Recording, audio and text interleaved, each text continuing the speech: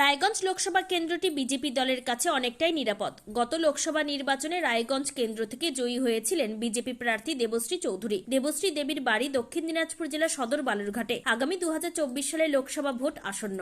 ইতিমধ্যেই বিজেপি, তৃণমূল কংগ্রেস এবং সিপিএম সব দলই প্রার্থী নির্ধারণ করে দলের রাজ্য কমিটির কাছে সুপারিশ করে পাঠিয়েছে। উত্তর দিনাজপুর নাগরিক বৃন্দের পক্ষ থেকে ভূমিপুত্রদের প্রার্থী করার দাবি জানিয়ে রায়গঞ্জ শহরে বিভিন্ন জায়গায় ফ্লেক্স, ব্যানার টাঙিয়েছেন। ফ্লেক্স দেখে অনুমান করা যাচ্ছে বিজেপি দলের একাংশ এই ফ্লেক্স টাঙিয়েছে। একই সঙ্গে গত বিধানসভা নির্বাচনে চাকুলিয়ার বিজেপি প্রার্থী ডক্টর শচীন প্রসাদ নতুন বছরে জেলাবাসীকে শুভেচ্ছা জানিয়ে ফ্লেক্স টাঙিয়েছেন। বিজেপির প্রাক্তন জেলা সভাপতি বিশ্বজিৎ লাহিড়ীর দাবিতে স্বাধীনতার পর থেকেই রায়গঞ্জ কেন্দ্র থেকে অধিকাংশ সময় বহিরাগত প্রার্থীরা জয়ী হয়েছেন। রাজ্যের প্রাক্তন মুখ্যমন্ত্রী সিদ্ধার্থ শঙ্কর রায়ের স্ত্রী মায়া রায়, ডক্টর গোলাম ইয়াজদানি, মোহাম্মদ সেলিম, দীপা দাস মুন্সি গত নির্বাচনে জয়ী হয়েছিলেন। বিগত 2019 সালে দেবশ্রী চৌধুরী এই কেন্দ্র থেকে জয়ী হয়েছিলেন। সিপিএম এর সাংসদ সুব্রত মুখোপাধ্যায় এবং প্রিয়রঞ্জন দাস মুন্সিরাই ভূমিপুত্র হিসেবে ছিলেন। তাই এই লোকসভা নির্বাচনে ভূমিপুত্রকে প্রার্থী করার দাবি জানিয়েছেন জেলা নাগরিক বৃন্দ। বিজেপির জেলা নেতৃত্ব এই দাবিকে আমল দিতে রাজি নন। বিজেপির জেলা সভাপতি বাসুদেব সরকার জানিয়েছেন, দেবশ্রী দেবী দিনাজপুরের মানুষ। তিনি জয়ী হওয়ার পরে সড়ক এবং রেল যোগাযোগের আমূল পরিবর্তন করেছেন। এছাড়াও করোনাকালে সাধারণ মানুষের স্বার্থে প্রতিনিয়ত কাজ করেছেন। দলের কোনো ব্যক্তি বা সাধারণ মানুষ শুভেচ্ছা জানিয়ে প্রচার করতেই পারেন, এটাকে আলাদা কোনো মানে করা উচিত হবে না। এই বিষয়ে বিজেপি দলের প্রাক্তন জেলা সভাপতি বিশ্বজিৎ লাহিড়ী কি বলেছেন শুনে নেওয়া যাক।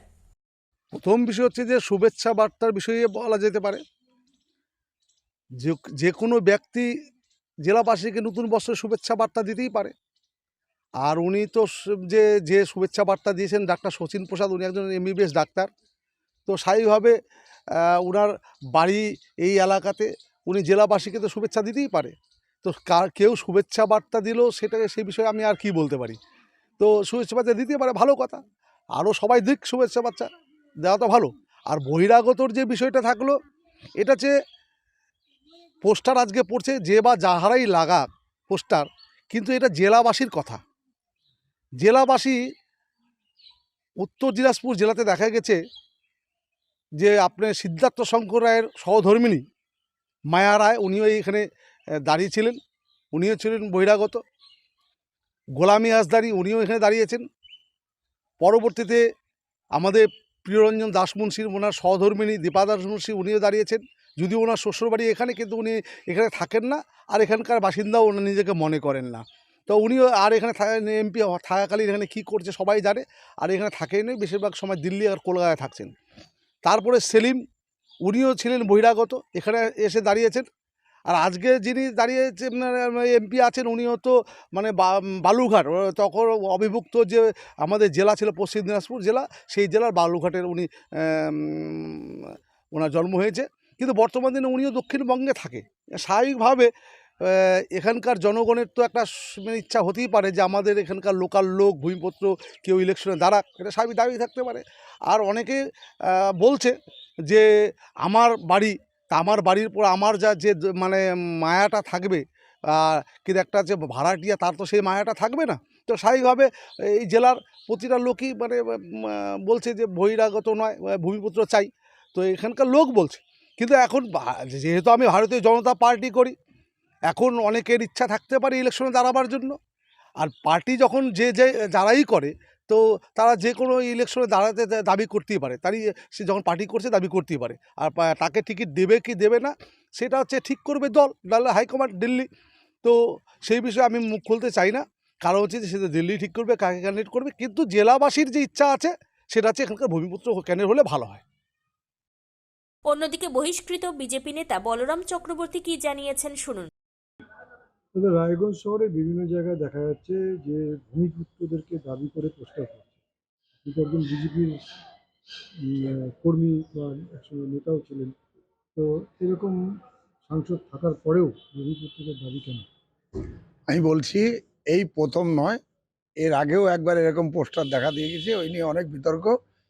তবে যারাই এই পোস্টার লাগাক না কেন, এটা একদম সঠিকভাবে লাগিয়েছে। কারণ আমরা এর আগে দেখেছি দীপা দাস মুন্সি 10 বছর ছিল, মোহাম্মদ সেলিম 5 বছর ছিল, এবং আমাদের দেবশ্রী চৌধুরী 5 বছর প্রতিমন্ত্রী থাকা সত্ত্বেও সেইভাবে বার্ষিক সড়কপথ, দিল্লির ট্রেনটা এতদিন ধরে বন্ধ হয়ে আছে। রায়গঞ্জ এটা সবার, এটা যারা পোস্টার লাগিয়েছে শুধুমাত্র তাদের দাবি নয়, এটা টোটাল জেলাবাসীর এটা দাবি। তাদেরই কথা হয়তো কেউ তুলে ধরেছে যে এটা ভূমিপুত্র হলে তাকে আমরা কোনো দাবি দেওয়া করতে পারবো। এইমসটা উত্তরবঙ্গ থেকে, রায়গঞ্জ থেকে চলে গেল দক্ষিণবঙ্গে কল্যাণীতে, ওটাও উত্তরবঙ্গে আরেকটা এইমস হতে পারে, কিন্তু সেগুলো দাবি দেওয়া আমরা কারো কাছে পাই না। ভোট আসলে শুধু প্রতিশ্রুতি ছাড়া আমরা কারো কাছে সেরকম কিছু পাই না।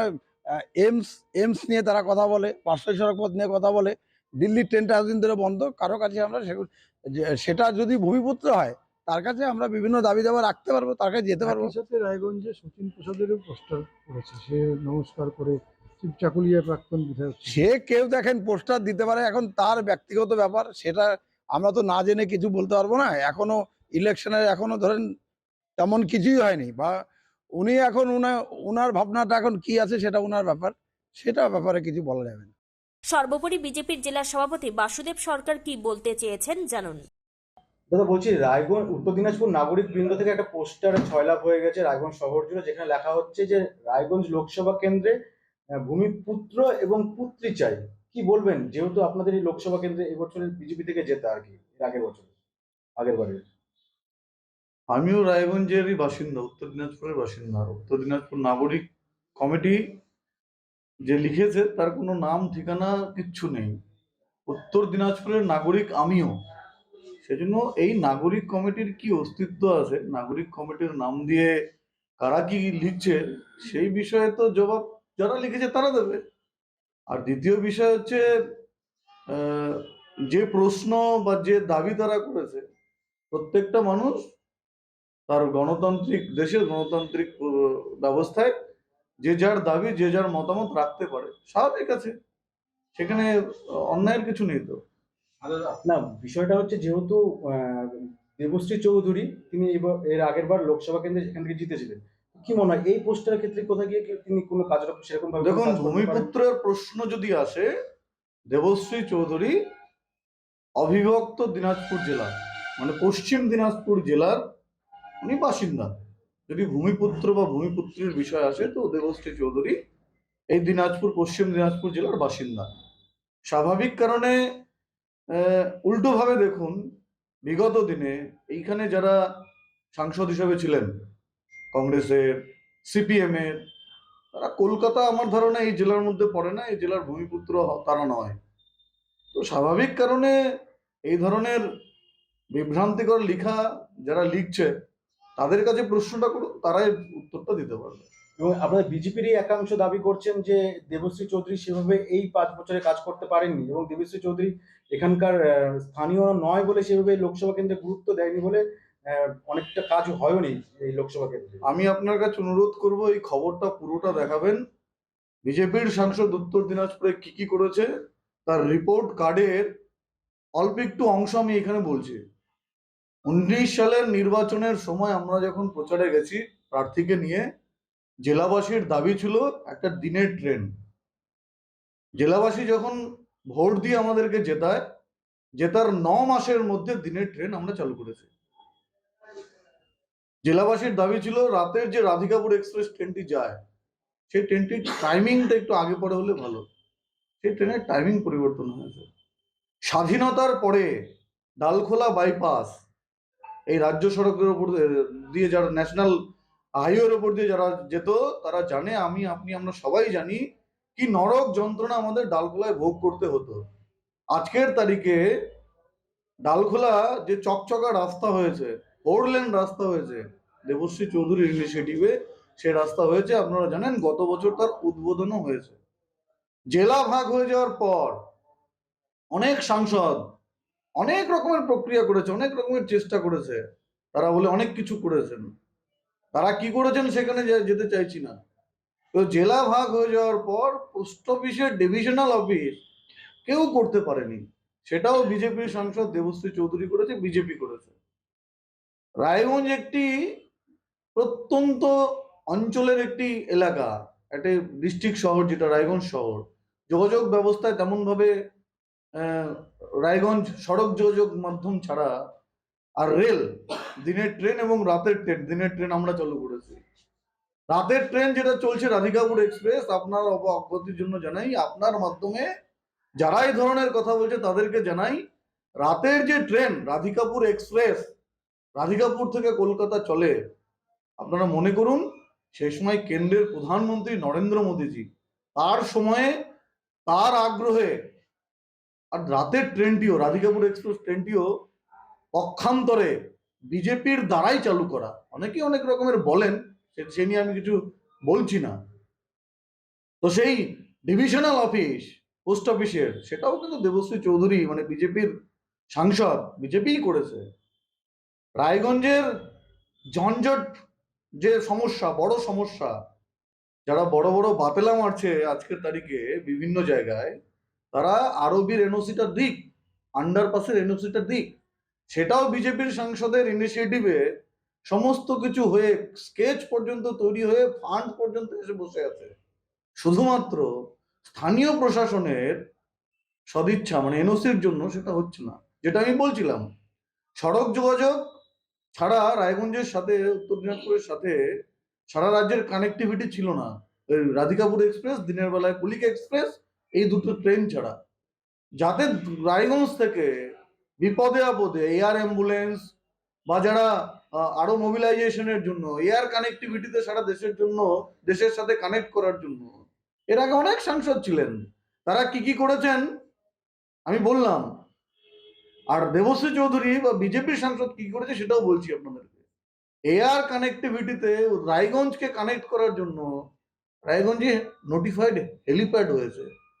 সড়ক যোগাযোগ ব্যবস্থায় নরক যন্ত্রণা যেটা ছিল ডালখোলা বাইপাস, বিজেপির ইনিশিয়েটিভে হয়েছে। দিনের বেলার ট্রেন, রাতের বেলার ট্রেন অটলজির সময় হয়েছে। দিনের বেলার ট্রেন তো কদিন আগে বিজেপির দ্বারাই হয়েছে সরাসরি। Air connectivity helipad, notified helipad, সেটা বিজেপির সাংসদের ইনিশিয়েটিভে হয়েছে। পোস্ট অফিসের ডিভিশনাল অফিস দেবশ্রী চৌধুরীর ইনিশিয়েটিভে হয়েছে। শুধু তাই নয়, করোনাকালে আপনারা জানেন, করোনাকালে অক্সিজেনের কমতি ছিল। সেই অক্সিজেনের কমতি মেটানোর জন্য মেডিকেল কলেজে করোনার প্লান্ট, অক্সিজেনের প্লান্ট, সেটাও দেবশ্রী চৌধুরী মানে বিজেপির সাংসদের ইনিশিয়েটিভে হয়েছে। এগুলো আমি মোটা মোটা যেগুলো হয়েছে আপাত দৃষ্টিতে, সেগুলো ইদানিংকালে বিভিন্ন ট্রেনের স্টপেজ, ডালখোলাতে স্টপেজ, আলুয়াবাড়িতে স্টপেজ, রেল কানেক্টিভিটিতে সারা দেশের সাথে, আর উত্তর দিনাজপুর বা রায়গঞ্জ লোকসভাকে কানেক্ট করার জন্য এগুলো হয়েছে। তার সাথে সাথে সেই অক্সিজেনের কমতি মেটানোর জন্য মেডিকেল কলেজে করোনার প্লান্ট, অক্সিজেনের প্লান্ট, সেটাও দেবশ্রী চৌধুরী মানে বিজেপির সাংসদের ইনিশিয়েটিভে হয়েছে।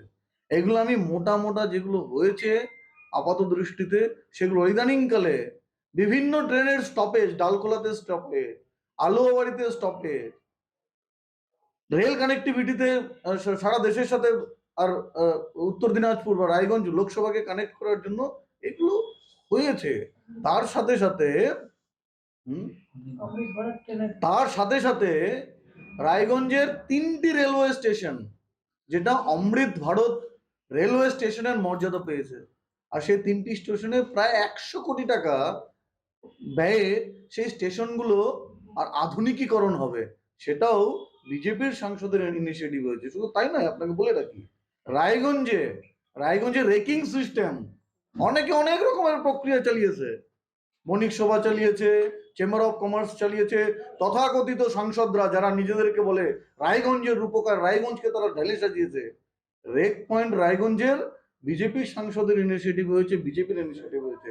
আরো বলি আপনাকে, রাধিকাপুর স্থলবন্দর হয়ে বসে আছে ওইখানটায়, স্থলবন্দর হয়ে যাওয়ার পরিকাঠামো রেডি, শুধুমাত্র স্থানীয় প্রশাসন, স্থানীয় সরকার, তৃণমূল সরকারের এনওসির জন্য সেখানে ইমিগ্রেশন সেন্টার হচ্ছে না। এই ইমিগ্রেশন সেন্টারও এখন হিলিতে যেতে হবে না বাংলাদেশে যাওয়ার জন্য, আসার জন্য, এই রাধিকাপুর থেকে হবে। সেটাও বিজেপির সাংসদের ইনিশিয়েটিভে, তার উদ্যোগে, তার ব্যবস্থাতে হয়েছে। এটা আমি আপনাকে বিজেপি সাংসদের উদ্যোগে কি কি হয়েছে উত্তর দিনাজপুরে তার একটি অংশ, পার্সেন্টেজে বললে সেটা 10% হবে, সেটা আমি আপনাকে মোটা মোটা করে উল্লেখ করলাম। বিস্তারিত আপনি আসুন, আমি আপনাকে ডাটা নিয়ে, তথ্য নিয়ে, কাগজ নিয়ে আপনাকে দেখাবো রায়গঞ্জের ডেভেলপমেন্টের জন্য বিজেপি কি করেছে। আর সব মিলিয়ে স্বাধীনতার পর থেকে রায়গঞ্জের সাংসদ হিসাবে যারা রায়গঞ্জবাসীকে পরিষেবা দিয়েছে বলে, রায়গঞ্জকে ঢেলে সাজিয়েছে বলে দাবি করছেন, তাদের রিপোর্ট কার্ডও তাদেরকে দেখাতে বলবেন। আমি আমাদের সাংসদের রিপোর্ট কার্ড আপনাদের মাধ্যমে খুব শীঘ্রই আপনাদের মাধ্যমে জনসাধারণের সামনে আনবো। যারা বলছে কিছু করেনি সেই সমস্ত ব্যক্তিদের কাছে, কর্মীদের একাংশ বলছে বিজেপি কর্মীদের একাংশ, এগুলো আপনাদের হচ্ছে সংবাদ মাধ্যমের ভাষা। আপনি নাম ধরে বলুন, বিজেপির ওই কার্যকর্তা বলেছে। পুরোটাই আমি আপনাকে বলছি, উত্তর দিনাজপুর জেলাতে রায়গঞ্জ লোকসভা কেন্দ্রে ভারতীয় জনতা পার্টির সাংগঠনিক শক্তিকে, ভারতীয় জনতা পার্টির যে সাংসদ দেবশ্রী চৌধুরীর জনপ্রিয়তাকে ভয় পেয়েছে, পুরো বিরোধীরা ভয় পেয়েছে। সেই জন্য কংগ্রেস এবং তৃণমূল, ভোট এখনো ঘোষণা হয়নি, সারা দেশে ইন্ডি জোটের ভবিষ্যৎ কি কেউ জানি না আমরা, অথচ রায়গঞ্জ লোকসভা কেন্দ্রে কংগ্রেস এবং তৃণমূল কংগ্রেস জোট করবে বলে আগাম ঘোষণা দিয়েছে। এটা ভয়ের পূর্ব লক্ষণ। তারা ভয় পেয়েছে বিজেপিকে, তারা ভয় পেয়েছে দেবশ্রী চৌধুরীর উন্নয়নমূলক কাজকে, দেবশ্রী চৌধুরীকে। তার জন্য তারা এই ধরনের কথাবার্তা বলছে। সারা জেলাতে যে উন্নয়ন হয়েছে, যে কাজ হয়েছে, বললাম তো, স্বাধীনতার পরে সমস্ত সাংসদ মিলে যা করেছে আর বিজেপির সাংসদ যা করেছে, তার তুলনামূলক আলোচনা মিডিয়ার সামনে এসে আমি আপনাদের সামনে করব। সেই সময় যারা এই ধরনের কথা বলছে তাদের জবাব আপনার মাধ্যমে, আপনার সংবাদ মাধ্যমের মাধ্যমে জেলাবাসীকে যেমন দেবো, সেরকম যারা এই ধরনের কথাবার্তা বলছে ভয় পেয়ে বিজেপির নাম ধরে, তৃণমূলীরা এবং কংগ্রেসীরা বিজেপির নাম ভাঙিয়ে বিজেপির মধ্যে যারা বিভ্রান্তি সৃষ্টি করার চেষ্টা করছে, তাদের মুখোশ তখন খুলে যাবে, তারা এক্সপোজ হবে। আরেকটা কথা, সেটা হচ্ছে এই পোস্টার পড়ার পাশাপাশি দেখা যাচ্ছে চাকুলিয়ায় এবছরের বিধানসভাতে যিনি দাঁড়িয়েছিলেন শচীন প্রসাদ, তার শুভেচ্ছা বার্তা নিয়ে শহর জুড়ে পোস্টারের ছয়লাভ। সেখানে রাজনৈতিক একটা গুঞ্জন উঠছে যে এবার কি লোকসভা ভোটে শচীন প্রসাদ কোথাও গিয়ে রায়গঞ্জ লোকসভা কেন্দ্রে বিজেপির হয়ে প্রার্থী পদে দাঁড়ানোর জন্য কি চেষ্টা করছে, এরকম একটা রাজনৈতিক গুঞ্জন উঠতে শুরু করেছে। আমি রাজনৈতিক ব্যক্তিত্ব, আমার কাছে এরকম কোনো গুঞ্জনের আওয়াজ আসেনি, প্রথমত। দ্বিতীয়ত, নতুন বছরের শুভেচ্ছা জানিয়ে আপনিও পোস্টার লাগাতে পারেন, নতুন বছরের শুভেচ্ছা জানিয়ে আমিও পোস্টার লাগাতে পারি। রায় উত্তর দিনাজপুরে যে 31-32 লাখ জনসাধারণ আছে, তারা যে কেউ জেলাবাসীকে নতুন বছরের শুভেচ্ছা জানিয়ে পোস্টার লাগাতে পারে, শুভেচ্ছা বার্তা জানাতে পারে। এখানে রাজনৈতিক গন্ধে কোথার থেকে গুঞ্জন কে পাচ্ছে সেটা তো আমার জানা নাই। আর দ্বিতীয় কথা হচ্ছে, ভারতীয় জনতা পার্টি, আপনারা জানেন এই পার্টিতে একটা বলা হয় পার্টি উইথ ডিফারেন্স। এই পার্টিতে যা হয় এটা সুসংগতভাবে হয়, এটা আর শৃঙ্খলাবদ্ধ পার্টি। এই পার্টিতে আমাদের যারা পলিসি মেকাররা আছে, তারা ঠিক করে কোথায় কি হবে না হবে, সেটা সময় মতন আপনারা জানতে পারবেন। তবে আসন্ন লোকসভা নির্বাচনের আগে বিজেপির দলীয় কোন্দল যে প্রকাশ্যে এলো তা একরকম পরিষ্কার। উত্তর দিনাজপুরের রায়গঞ্জ থেকে নিজস্ব প্রতিনিধি রিপোর্ট, টাইমস 14 বাংলা। সব মাই চায় মেয়েকে রাজরানীর মতন সাজাতে, সাজিয়ে তুলতে চায় সোনার গয়নায়। ওরিয়েন্ট জুয়েলার্স, সোনা যা সর্বক্ষণের। Senco gold and diamonds Raiganj শোরুমের 17তম বর্ষপূর্তি উপলক্ষে বছরের শেষে সেরা অফার নিয়ে এসেছে Raiganj Senco gold and diamonds, শুধুমাত্র আপনাদের জন্য। প্রতি 10 গ্রাম সোনার গয়নায় সোনার মূল্যের ওপর থাকছে 2170 টাকার ছাড়। হীরের গয়নায় হীরের মূল্যের ওপর 25% পর্যন্ত ছাড়। প্ল্যাটিনাম গয়নার মজুরির ওপর 20% পর্যন্ত ছাড়। রূপোর গয়না, গসিপ এবং গ্রহরত্নের ওপরে বিশেষ ছাড়। পুরনো সোনার বিনিময়ে নতুন সোনা ঘরে আনুন। এছাড়াও প্রতিটি কেনাকাটায় থাকছে সুনিশ্চিত আকর্ষণীয় উপহার। অফারটি 26শে ডিসেম্বর থেকে 5ই জানুয়ারি 2024 পর্যন্ত। সেইনকো গোল্ড অ্যান্ড ডায়মন্ডস, থানা রোড, রায়গঞ্জ, উত্তর দিনাজপুর। মোবাইল নম্বর 8967941588। আপনি কি চাকরি পরীক্ষার্থী? চাকরি পরীক্ষার বই খুঁজছেন? তাহলে আজই চলে আসুন সৌর বুক অ্যান্ড ম্যাগাজিন সেন্টারে। এখানে BSc, WBCS, bank, rail, ICDS, nursing, ANM এবং জিএনএম সহ কেন্দ্রীয় ও রাজ্য সরকারি সকল চাকরির পরীক্ষার বই ও ম্যাগাজিন পাওয়া যায়। আমাদের ঠিকানা খড়িমোড়, মোহনবাটি, রায়গঞ্জ। বিস্তারিত জানতে যোগাযোগ করুন 9002904090 অথবা 9434347016।